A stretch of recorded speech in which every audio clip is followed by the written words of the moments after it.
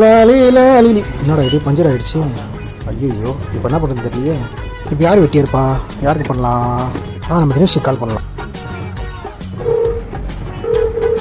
இந்த ஆளுக்கு வேறு வேலையே இல்லை. சொல்கிறா சொல்ல. தம்பி தினேஷ், பைக் கொஞ்சம் பஞ்சர் ஆகிடுச்சு, கொஞ்சம் வரீங்களா? 5 நிமிஷத்தில் வரியா? சரி கொஞ்சம் வா. தம்பி தினேஷ் வரையாப்பா, கொஞ்சம் வெயிட் பண்ணுறேன் உனக்காக. இந்த கிளம்பிட்டு அந்த வண்டி எடுத்துருங்க, 5 நிமிஷத்தில் வர மாதிரி.